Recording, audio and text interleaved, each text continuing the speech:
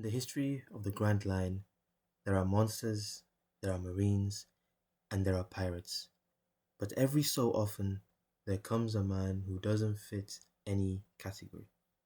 A man driven not by gold, not by glory, but by something far more dangerous, an unshakable belief in what is right.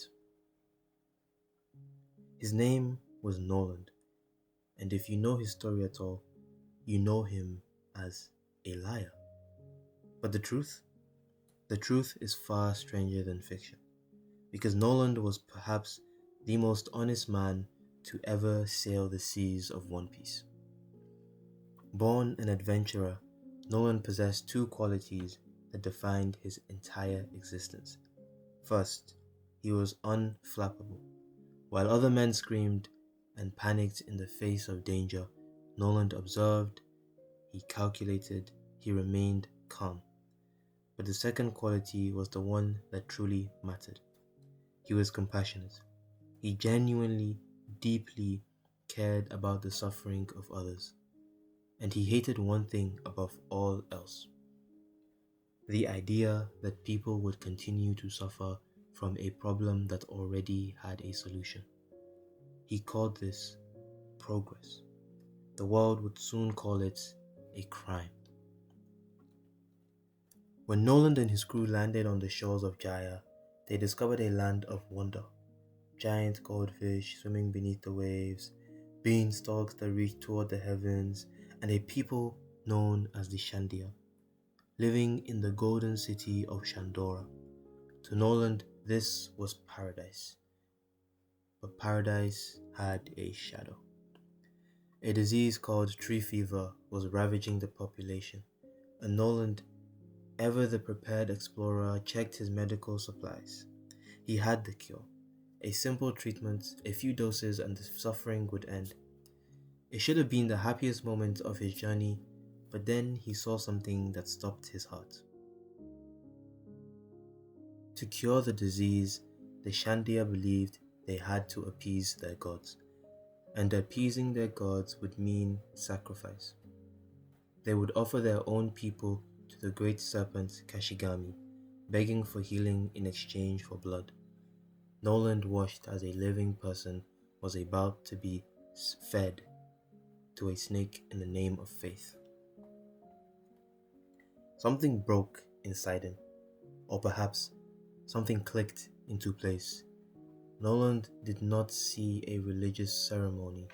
He did not see a sacred tradition. He saw murder, and he saw a problem with a solution being ignored.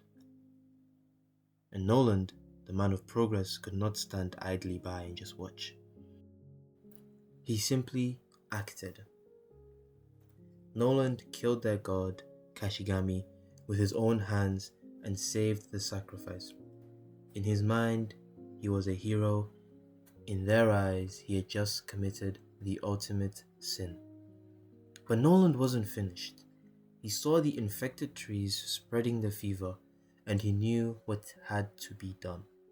So without asking permission, without understanding the sacred relationship the Shandia had with their forest, he cut them down. He burned the infected groves, he purged the land of the disease. To Noland, he was saving them. To the Shandia, he was desecrating their home and murdering their gods and proving that he saw their culture as worthless. It was only then, standing in the ashes of the forest, surrounded by people who no longer trusted him, that Noland realized his mistake. He tried to make amends. When offered the legendary gold of Shandora, he refused. He wouldn't take a single coin. He wanted them to know that he came to help, not to steal. For a time, peace was possible. He found a true friend in the warrior Kalgara, a bond formed across cultures, a bridge built on respect. But Noland was an explorer. He had to leave. He promised to return. Kagara promised to wait. They rang the golden bell as a vow to the heavens, a promise that their friendship would endure and they would surely meet again. And then nature intervened. The knock upstream erupted and the city of gold was blasted into the sky, lost among the clouds. When Noland returned years later, there was nothing but ocean. No city, no gold, no Calgara, just empty water. The king called him a liar. The kingdom called him a fraud. And Noland, the man who could have saved himself with a single lie, simply told the truth. "It was there," he said. "I saw it." No excuses, no fabrications, just straight facts. As he knelt beneath the executioner's blade, Noland did not think of his own death. He did not beg for mercy, he did not curse the king, he thought of his friend. He looked toward the sky, toward the clouds, where Shandora now floated, invisible to the world below, and he hoped, with all his heart, that Calgara was okay.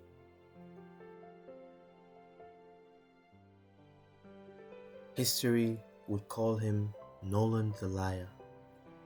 But the truth is written in the clouds.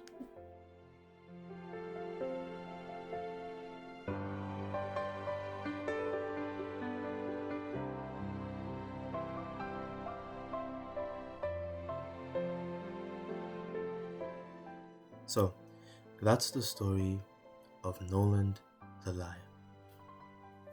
But now let's put this man under a microscope, because if we only feel sad for him, we miss the point entirely.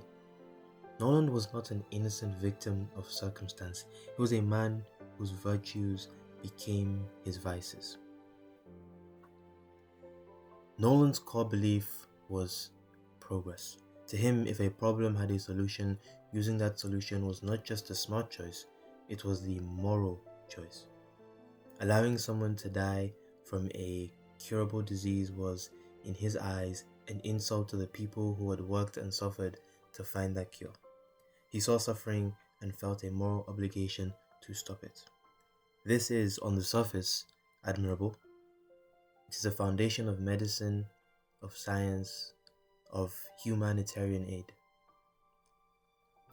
But here's where Noland failed. He did not attempt to understand the why behind the Shandia's actions. To the Shandia, their gods were real. Their traditions were the scaffolding of their society. Sacrifice was not murder, it was the highest form of devotion, a desperate plea to forces they believed to control their survival. Noland did not see a religion, he saw a problem. And because he saw a problem, he felt entitled to fix it immediately. This is the tragedy of the hero complex. Noland believed so deeply in the rightness of his cause that he never stopped to consider how his actions would be perceived. He killed their god, he burned their forest, he committed 2 acts of war, all while believing he was saving them. He didn't ask permission because he felt he didn't need it. He had the cure. What could tradition possibly offer that was more valuable than a human life? To his credit, Noland eventually realized he had gone too far. When he refused the gold, he was trying to communicate something that words could not. I am not here to take, I am here to give. This was his first genuine attempt at cultural sensitivity, and it worked, at least for a while. He and Calgara built a genuine friendship, but the damage had been done. The truth was fractured, and it took time to rebuild. And finally, look at the way he dies. Noland had every opportunity to lie. He could have admitted to a hoax and begged for mercy. He could have made up a story about pirates stealing the gold, but he didn't. He valued the truth more than his own life, more than his reputation. He died with the integrity intact. Even as the world called him a fraud, that is not the behavior of a liar. That is the behavior of a man who has seen something so real, so profound, that he would rather die than to deny it.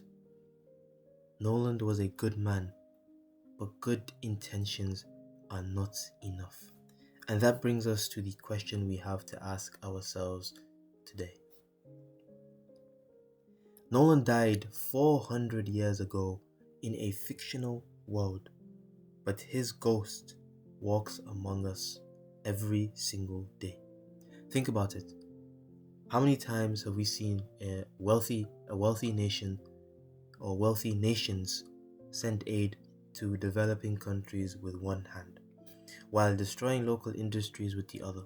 How many times have missionaries arrived in remote villages with medicine and food, but also with the demand that the people abandon their ancestral beliefs? How many times have we, as individuals, looked at another culture's practices and thought, that's barbaric. They need to do it our way. This is what we call cultural imperialism. It's the belief that our way is not just different, but better. And because it's better, we have the right, maybe even the duty, to impose it on others. Nolan didn't carry a flag or a gun. He carried medicine. And in some ways, that's more dangerous, because it's harder to say no to someone who is trying to save your life, even if they're destroying your soul in the process. The Shandia weren't wrong to want to save their people, and Noland wasn't wrong to have the cure. The tragedy is that neither side stopped to ask the most important question. What do you need, and how can we find a solution together? In our world, we are faced with this dilemma constantly. Climate change, medical aid, education, human rights. These are global issues that require global solutions. But if we barge into other cultures like Noland, swinging our solutions like swords, we will never build the trust required for real change. We have to be brave enough to act, but humble enough to listen. We have to be willing to admit that sometimes, even when we are right, we can still be wrong. Wrong in our timing, wrong in our approach, wrong in our failure to see the people behind the problem. Nolan died for telling the truth, but maybe the real truth he died for wasn't about a city of gold. Maybe it was this: that progress without partnership is just another word for conquest. That saving someone doesn't mean silencing them, and that the greatest explorers aren't the ones who change the world, but the ones who let the world change them. Nolan wasn't a liar. He was just a man who learned too late that the truth isn't always enough. Thank you for